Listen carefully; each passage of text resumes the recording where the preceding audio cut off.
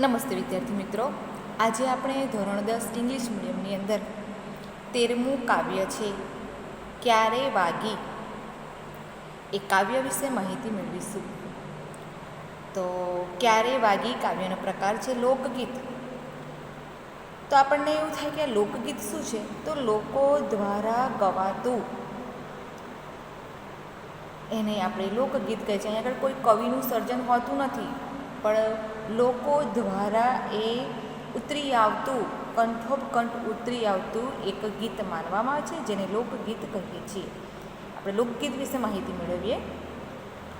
તો કહે છે કે લોકગીત કોઈ કવિનું સર્જન હોતું નથી, લોકો દ્વારા કંઠોપકંઠ ઉતરી આવતું ગીત છે. કંઠોપકંઠ ઉતરી આવતું ગીત એટલે કહે છે કે પરંપરાગત વર્ષોથી ગીત ગવાતું આવ્યું છે. એના પાઠમાં સમયાંતરે ફેરફારો પણ થતા રહે છે.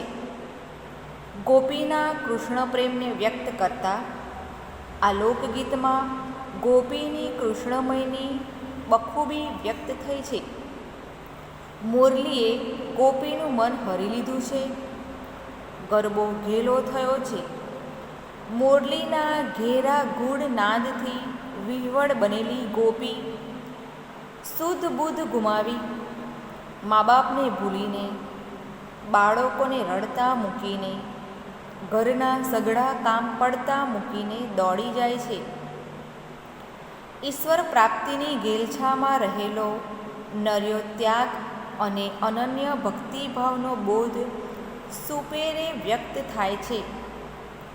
ક્યારે વાગી ની ધ્રુવ પંક્તિમાં પુનરાવર્તિત થતો ઉદ્ગાર પ્રભુ પ્રેમની તાલાવેલીનો અણસાર આપે છે. કૃષ્ણમય બનેલી ગોપીને ભગવાન શ્રી કૃષ્ણ અહીં તહીં સઘળે વિસ્તરતા દેખાય છે. અહીં આગળ આપણે કે ધ્રુવ પંક્તિ એટલે શું?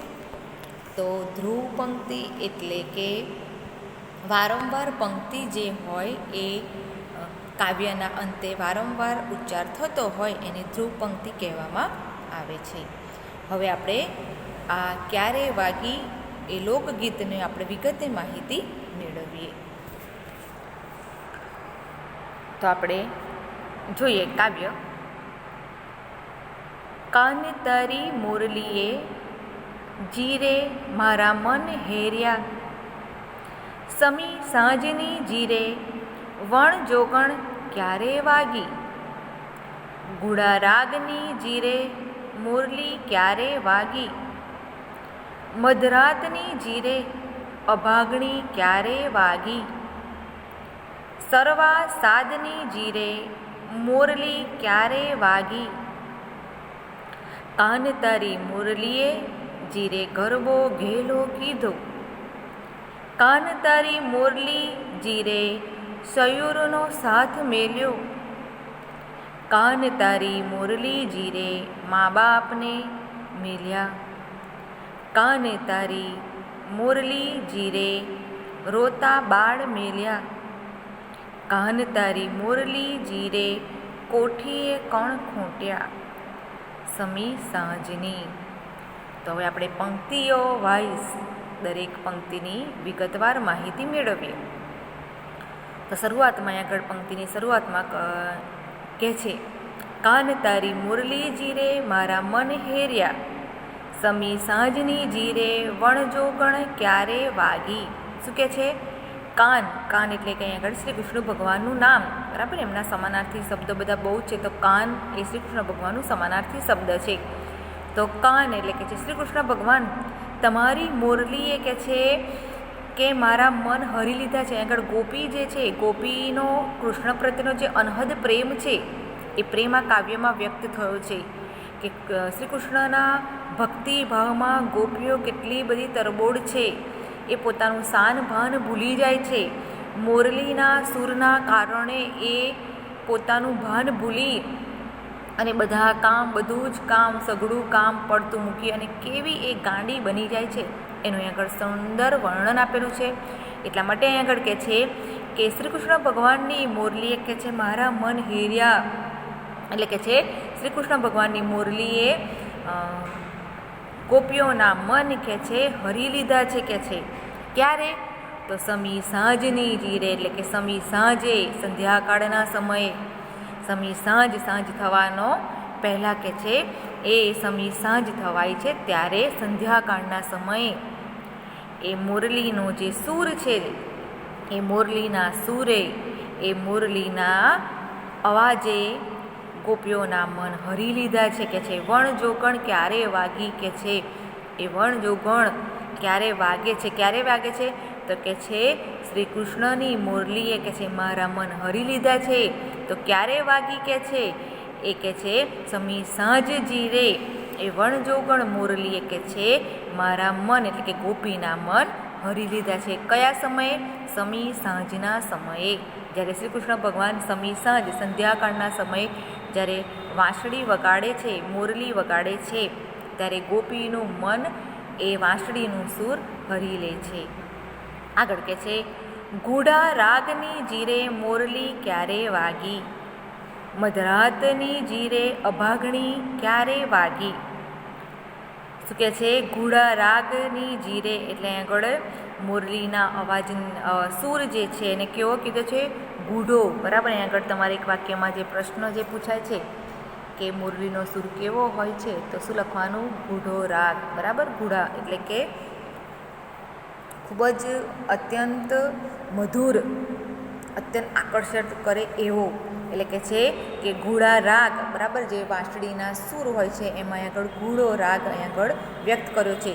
તો ઘૂડા રાગ કે છે કે વાંસળીના સૂરમાંથી મુરલી વાગે છે ત્યારે કે છે મધરાતે, જેવો વાંસળીનો સૂર અત્યંત મધુર, ઘૂડા, એકદમ ઊંડાણ કહીએ તો એવો સૂર જ્યારે કે છે સમી સાંજે વાગે છે, તો શ્રી કૃષ્ણ ભગવાનના સૂર, મુરલીનો સૂરના કારણે મધરાતે પણ ગોપીઓ જે છે એ કે છે કે એ પોતે મધરાતે પણ દોડી આવે છે. એ સાંજ રાત સવાર કશું વિચારતી નથી, પણ જેવો મુરલીનો અત્યંત ગાઢ, અત્યંત ગૂઢ રાગ જ્યારે મુરલીમાંથી નીકળે છે ત્યારે મધરાતે પણ અભાગણી એવી કે છે કે મુરલી અને અભાગણી એવી કે છે ગોપીઓ પોતે મધરાતે પણ વાંસળીના સૂરની દિશામાં દોડી જાય છે. આગળ કે છે અહીં આગળ મુરલીને અભાગણી કહેતી છે, ગોપીઓ મુરલીને અભાગણી કહે છે. કેમ? તો જે વાંસળી છે એ કેવી છે? વાંસની બનેલી છે, નિર્જીવ છે. એ હંમેશા ભગવાન શ્રી કૃષ્ણની પાસે હોવા છતાં પણ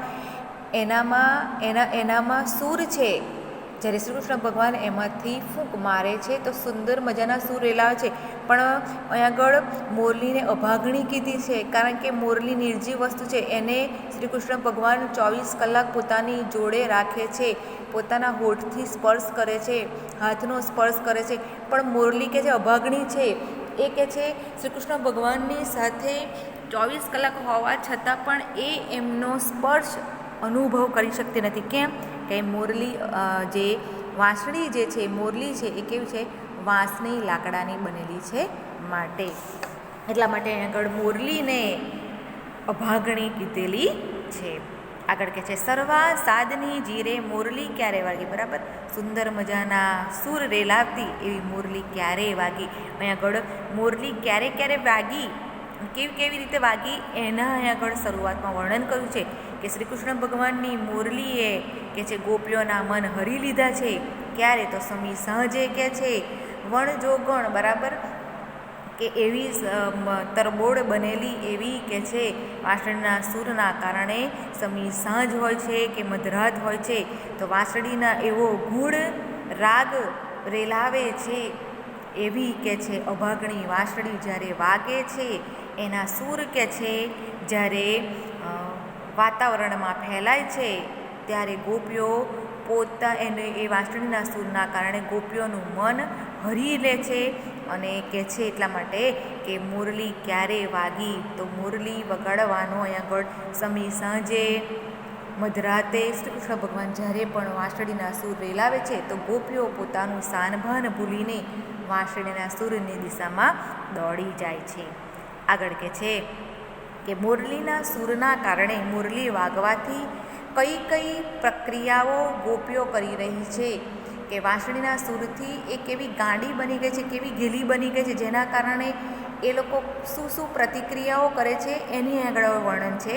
તો કહે છે, કાન તારી મોરલી જીરે ગરબો ઘેલો કીધો સમી સાંજની જીરે. શું કહે છે કે શ્રી કૃષ્ણ ભગવાનની જ્યારે વાંસળી વાગે છે સમી સાંજે, ત્યારે કહે છે કે ગોપીઓ કહે છે કે વાંસળીના સૂરના કારણે ગોપીઓ કહે છે ગરબા ગાવા લાગે છે, કે છે ગરબો ઘેલો કરે છે, એટલે ગરબા રમવા માટે ગોપીઓ કે છે કે ગાંડી બની જાય છે.